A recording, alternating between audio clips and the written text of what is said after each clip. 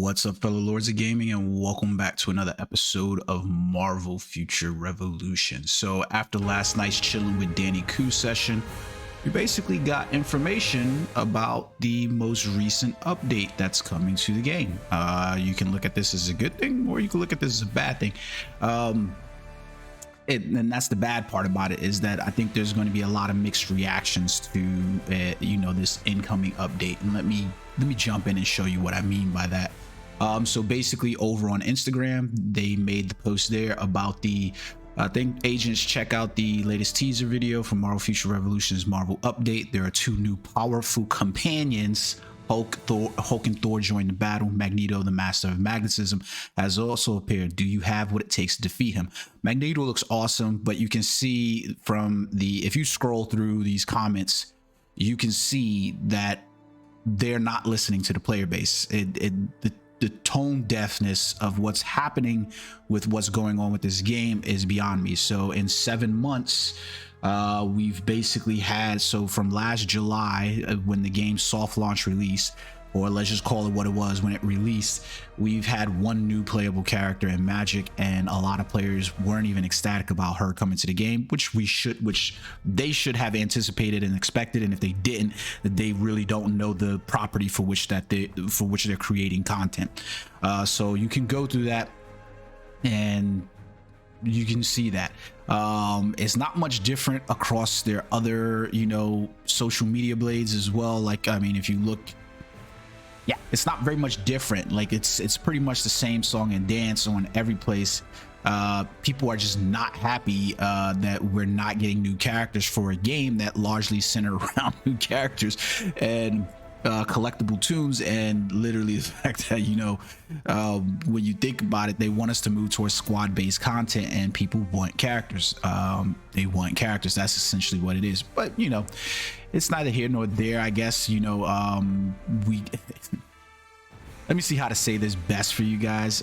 You should have expected this, right? Or we should have expected this. So let's take a look at the patch notes, right? So basically, inside here, we're getting the half-year anniversary. That they didn't mention the half-year. Notice they didn't mention anything about the half-year Scamiversary event during the stream, nor did they mention anything about it inside their post. It wasn't even pinned. The Scamiversary went, and it's kind of like flying under the radar. If you're playing the game, you know about it. If you don't, then the Scamiversary is just a Scamiversary. So at least they didn't lure any new players in with the Scamiversary event, the half-year Scamiversary event. So let's take a look at this. Basically, we would like to inform agents the Pegasus base is going to be added. A new epic invasion and companions will be updated, along with the fixes for certain issues that are causing inconvenience. So finally, I can dismantle that lunar tokens that have been sitting inside my shop that I didn't get a chance to use. And then the this is interesting. I don't know why they're doing this, but the half-year anniversary crafting event, so they mention it here, the Scamiversary crafting event is basically being moved from where it's currently at to Mattis Tehran in the Omega flight. So he's the shop person that would sell you potions and stuff like that. The new content: Pegasus, Epic Invasion, Magneto. We've got the special battle badges. There's some information here about that. We've got the hero balance adjustments, which is probably the most exciting thing. The new companions, the set effect of special costumes, battle challenge first clear rewards, and then PvP content balances, along with some miscellaneous tech displays. So there's a couple of things in here that we should realistically hone in on, right? The Pegasus base, I really don't care. Like, this is like, I'm gonna be perfectly honest with you. I think this is gonna help new players, but and maybe to some extent old players. But if you were to examine chilling with Danny Koo back in October, so that was supposed to be like 2 months after the launch or the release of the game, they essentially were like surprised that we, the players, had somehow gotten our characters leveled up to a point where it was like, we had our whole data characters full. Like, if you look at my character inventory here, you can see I've got a number of characters all leveled up to 100, right? and even 120 and 115. It's just a matter of what I chose to do. Like, could I have leveled up all these characters at this point? Yeah, I could have. It is not difficult. So having the Pegasus base, where it's going to allow me to do epic missions, side missions, and surprise missions, and automatically progress through them on a timetable, really isn't helping me.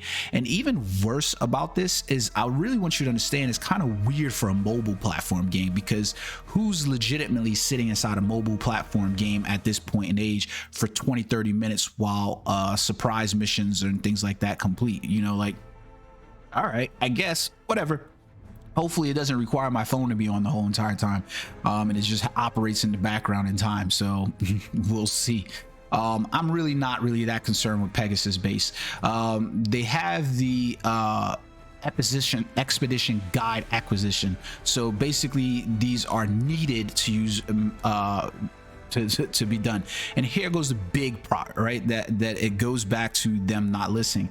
These expedition guides are acquired in the training grounds or the shop. So you've put further emphasis on the mode that people think is not rewarding as it should be, and on top of that, you've clearly shown that you're going to monetize this again. And it's just another one of those things that are going to now be added inside of bundle pools and things like that are just decreasing the rate at which you obtain other things, because now these expedition guides and these training ground tickets are just taking up space in terms of, you know, what you're able to acquire. That's the bad part about this stuff. That's why I hate this stuff. It's like useless things that are just being added and being monetized inside the Marvel Mall that we just don't need. So now I'm excited to see the Master of Magnetism come in here with an epic evasion. I wish that inside here they chose to talk more about the adjustments that they have made to reward players for not just doing DPS. Because the reason why players were not engaged in this event, and they said it in the Chilling with Danny Q session, is because the rewards weren't good. Well, the rewards weren't good, and it wasn't rewarding to play your character in there unless you had a max level character. So if I'm not going to have access to this the same way that, you know, the whales are going to have access to it, it kind of already lingers me away from going. Like, if it's already predetermined on day 1 or day 2 that player is going to have the highest score, it really isn't worth it. You know what I mean? Like, because then I'm looking at the time spent that you want me to do this to get rewards as an empty lot. That's the problem, right? So, and here goes the biggest problem even more, right? So special battle badges are going to be given as rewards upon completing each steps. The rewards can be claimed up to thrice a day. I hate when people say that. Thrice a day upon winning the epic evasion. The reward account is shared among all difficulty levels. Agents can still acquire points even after using up all reward counts. Nothing has changed there, right? But I want you to pay attention to this now. And this is the part where, again, they do not seem to understand what is creating the gap in this game. They don't understand. So up to 3 reward counts are provided daily. So we're going to get 3. But if you want more epic invasion rewards, please pay attention. They even, like, you're overemphasizing it. Agents can purchase Magneto reward tickets in the shop consumables using gold or crystals. So what does that mean? That literally tells you exactly what it means. Like, it just doesn't make sense. You have it here. So we're going to be basically purchasing more than 1 ticket basically a day inside here if I'm going to be on that top end to basically get me over and up above the edge. And if I'm, you know, a player, then I'm going to go in here, you know, and do this right here for 100. I can do this for 500 gold to get 5 more tickets. And if I want to do this one over here, I can go over here and 1,000 crystals for this one. So what does that tell you? You've created the gap. You are creating the gap. Every time that you put something where it is purchasable inside the shop with a currency that is wallet bound outside of the game, it's a premium currency like crystals, you are increasing the gap. I don't know why that's not understood.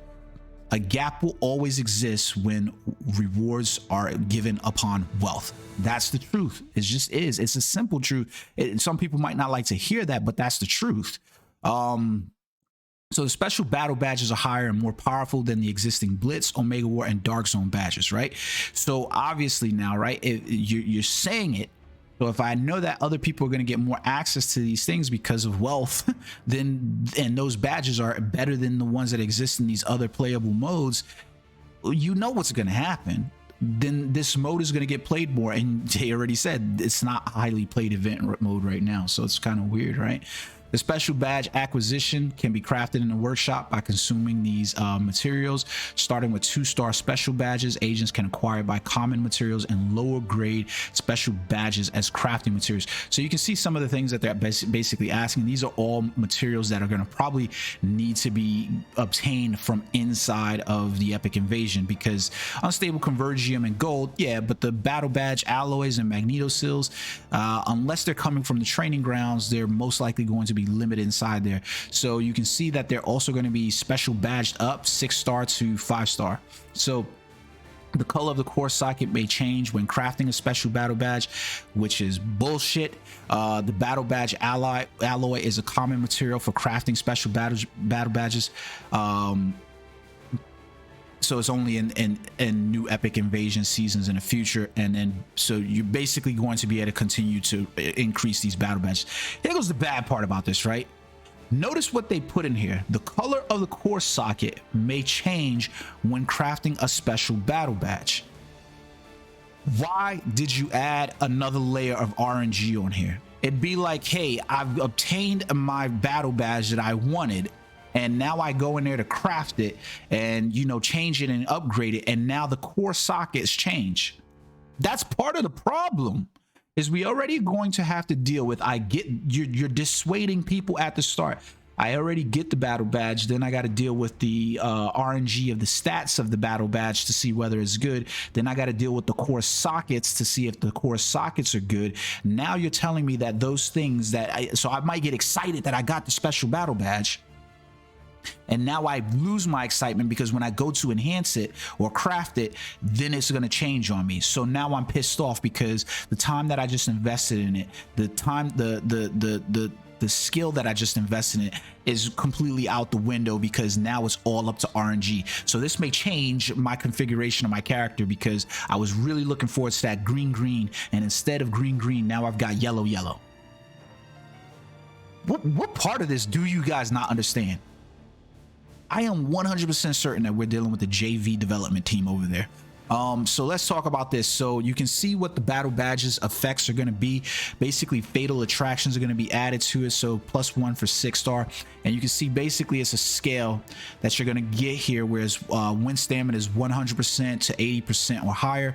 Increase the attack, and you can see some of the other ones. It's like wind stamina 90, increased crit, skill damage, defense, dodge rate, and so forth. So it'll be interesting to see these stats put onto because you can basically hope to get that, you know, one of those badges, and they're going to increase something, you know, individually. Like, it'd be really nice to see this with the stamina recovery, specifically for like a character like Doctor Strange, even though I can tell you it doesn't really seem to matter. I'm above 170 and it doesn't really seem to matter. So I'll just probably throw everything in a crit damage or attack at this point. The 2 companions, this is going to be the thing that's going to be most talked about, that people are going to be pissed about. I'm already pissed off about it. You got Hulk and Thor being joined in as companions, and they're both special companions. One is going to do HP and the other one's going to be accuracy rate. Again, this is them not listening. We don't care. We do not care about freaking companions. We don't want more companions. Stop monetizing the system that is needing and fixing. Start trying to improve the system that needs. We want playable characters. You just introducing another form of gotcha for us in order to determine whether or not we're going to get these and whether these stats will help improve our characters overall is not helping, especially with the minutia that these characters add over the course of not being able to get it to 6-star. The ability to rank up these characters, oh my god, just tell me that you're selling this game to whales so I can leave. That's basically what you're saying to players. So Captain America's adjustments spearhead, right? So we have this, his target off skill was in motion after the target off is while the skill is in use. I hate when people change the names of things. Just call it ignore targeting, call it, you know, iframes, whatever. But why we keep changing this name from game to game? Target off while skill is in use. So this is a good thing for him overall. For spearhead, unbreakable will is going to have a damage 15% increase. The silence effect is added. That's the thing I think is probably going to make the skill the most interesting. The silence effect, being able to disable other players' skills, and the skill cooldown increased by 20% with the addition of silent. Hold on.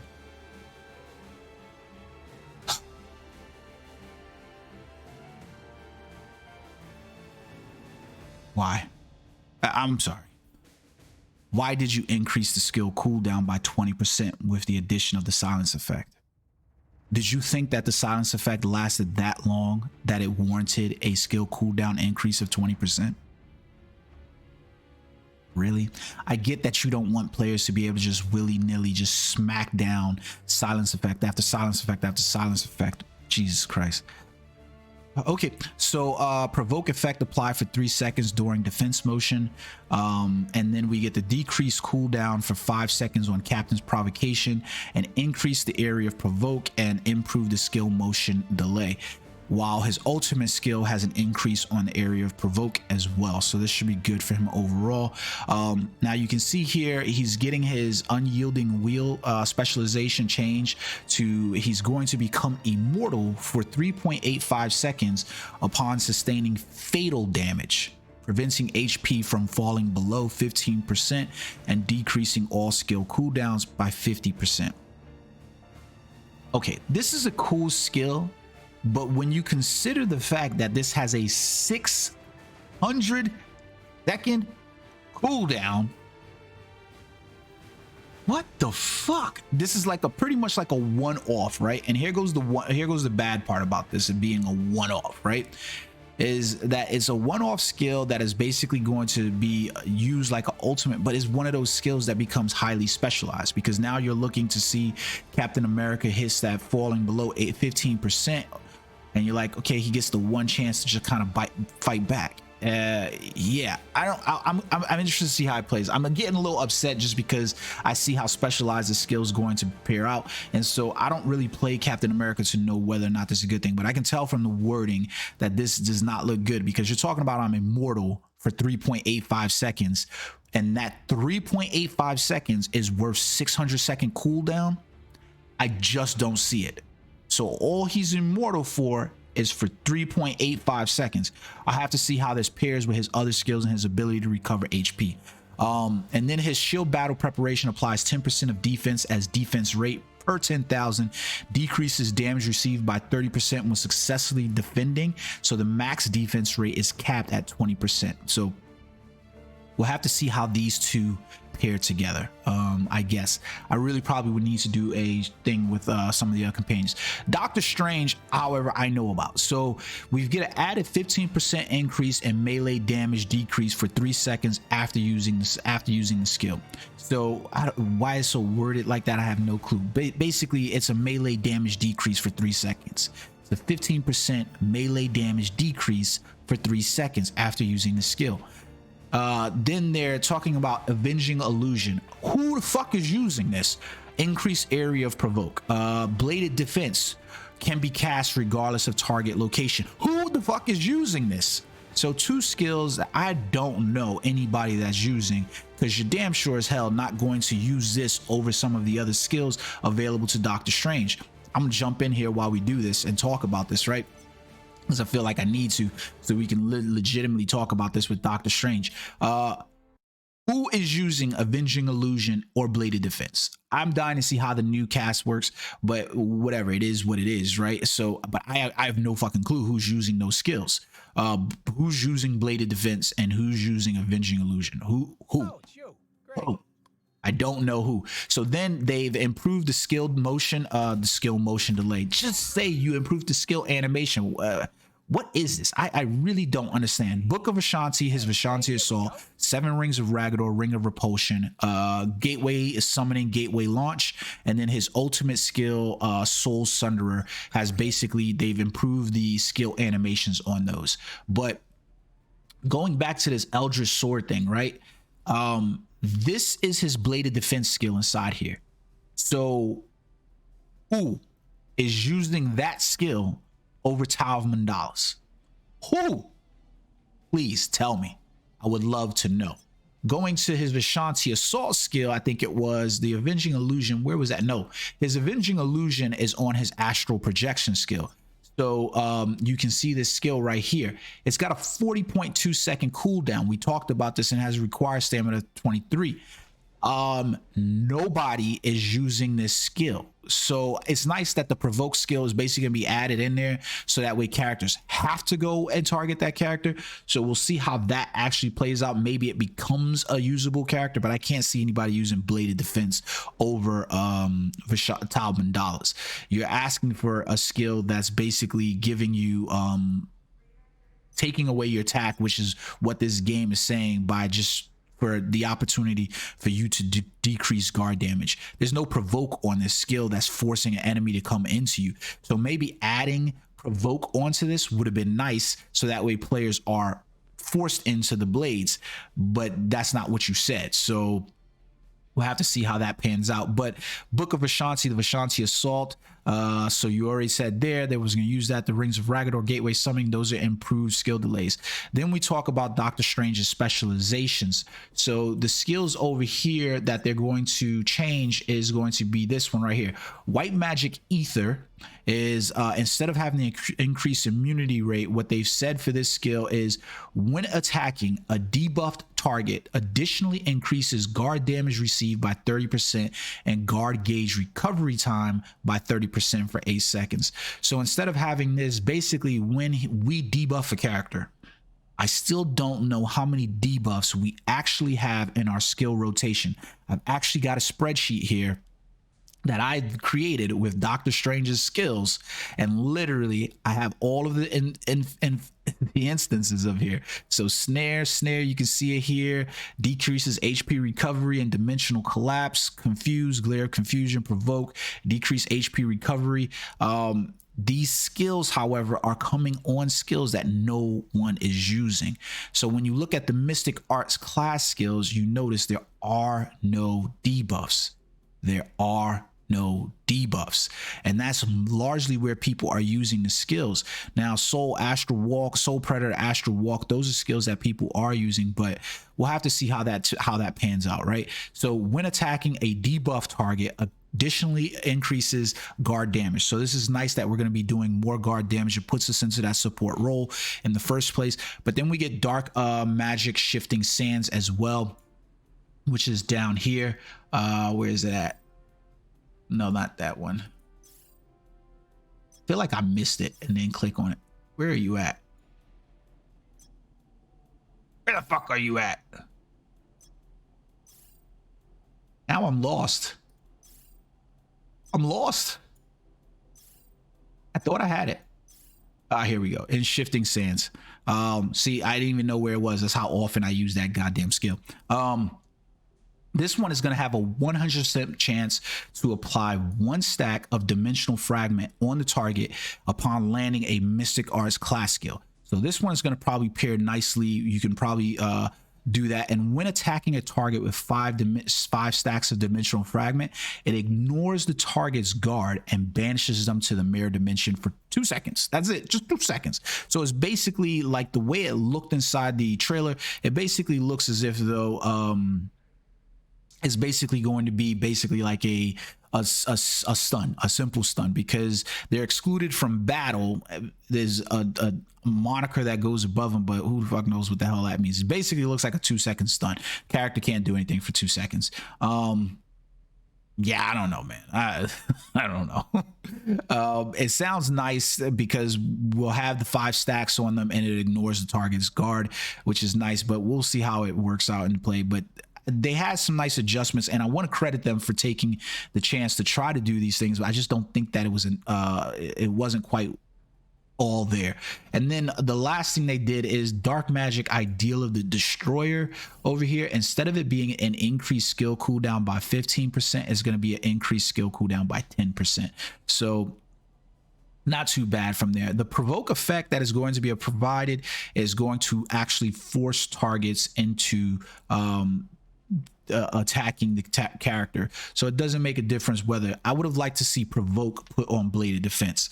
That's just my opinion. So then we get in here, we talk about the PvP content balance adjustments. Yeah, you're saying this stuff, they're going to calibrate the rules to reinforce balance. No, calibrate the matchmaking so that way certain players are not playing. There should be tiers, so that way characters of a certain strength are working their way up tiers and they stay within those tiers.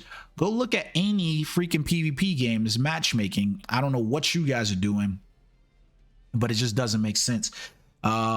Get defeated in PvP current due to the growth gap that you are freaking increasing. And it's funny because they talk about the PvP content balances here, right? And they talk about all the content due to the growth gap, and then they literally talk about increasing the growth gap even more because a set effects of special costumes will be increased. So now if you have a special costume and you've basically wailed the hell out for these special costumes, you know those special costumes are going to feel more important to you, because instead of the skill level being a minimum of 1, maximum of 6, now it's going to be skill level minimum +2 to a maximum +7 on effects. So those costumes are going to be even bigger, like better in terms of what they're offering. For Doctor Strange, doesn't make a difference unless you get that steampunk costume. His other 2 special costumes are dog water. They didn't address anything about Doctor Strange's costumes and the lack of access to stats on his costumes, where we still have attack and defense, defense and HP as his 3rd set effect. We have to remove that, and you have to give us access to other stats like crit rate, total damage, the things that other players have, defense, pierce. Why do we not have access to that? We're like the only characters in the game that don't have access to that shit. It's ridiculous. And we have to purchase a special costume to get one of the better fets for like 7 Rings of Ragador and Mystic Art skill damage, but I'm not purchasing that because you're asking me to invest thousands of dollars. The battle challenge first clear, I've already told you guys how I felt about that. The Omega War party matching system will be improved. Okay, cool, we'll see what happens. And then they're going to change how the Omega War points are going to be added inside there. Yeah, that's not the issue. The issue is the matching. The issue about points, nobody cares about. We need matching to be fixed. Enemies, defeat, blah, blah. They talk about it inside here. What you need is the rewards to be improved. And then one of the last things that they get into here that really matters is they're talking about the improvements going to be made so that way heroes who remain idle after the start of Special Ops, Blitz, Raid, Omega War, or Alliance Omega War, they're going to automatically exit. I'm going to say this again. Spec Ops, as far as I know, has autoplay. Maybe not. Blitz definitely has autoplay. Raid definitely has autoplay. Omega War has autoplay. Alliance Omega War, I'm not so sure about. But if it has autoplay, why is the character staying still when it has autoplay? This is something wrong with your autoplay. Just a thought. Improvements will be made so that after special operations end, the skill preset that was changed during Spec Ops will not affect the skill preset in all presets. Improvements will be made so the skill button is retained even after you cannot target in some constants such as Dimensional Duel. Meaning, like, if you use the skill and your skill got grayed out because you weren't able to really use the skill, it's not going to have the biggest cooldown effect. So here goes some interesting thing. They fixed the fixed effect and exclusive stat per quality of 5-star and 6-star Omega cards will be displayed in the stat rate information. All right, cool. So they're adding a settings button to allow adjusting the game options such as max targeting range, improvements related to party status when making in-app purchase. They really needed you to get out there and get those purchases, and they realized that while you were in party, you weren't able to make those in-app purchases, so we had to fix that. That's basically what it said. The draw shop UI is going to be improved so that way you can see the display of information listed for the increased rates and so forth like that, because you know, changing the Marvel Mall pricing and the paywall model in this game, that wasn't the importance. The reason why some of us weren't paying for things is because we couldn't clearly see what it is that we thought was a scam to us. That's what it is. The hotter battle stats notification. The stats below will be added in the detail hero info. So that's it, really. They've got a couple of fixes in here that I don't really feel like is, yeah. But of course, we have new events and new offers coming as well to the game. Overall, I don't know what to say about this this update. A lot of unneeded shit. This is the best way I could say it. I'm welcome. If you already noticed that people aren't playing Epic Invasion, you admitted that in there. Why are you featuring this as if though? Like Alice Pop was basically like, can you please play Epic Invasion? Like, I think you're gonna have more players play it because they're gonna want to have access to these battle badges. What happens with these battle badges and how rewarding they are to obtain is going to be the determination of whether or not players are going to continue to play this and jump into it. They're not so excited to play it as is now. It's a long event, it's time consuming, and I said that from the beginning was going to happen. People just aren't going to want to invest in this time, and it's a time sink, especially if you go, these special battle badges of the same slot don't really drop. Like, I can tell you right now, it was really ridiculous to try to get a 6-star battle badge. It's going to be really ridiculous when I see a battle badge that is a 6-star battle badge purchase in a bundle inside the freaking shop, and know that people are going to be able to purchase those 6-star battle badges to start off, because that's what's probably going to happen. Mark my word that 6-star special battle badges are going to be available to you in the shop for $49.99, and you will need to purchase them. Let me know what you guys think in the comment section below. Until next time, peace.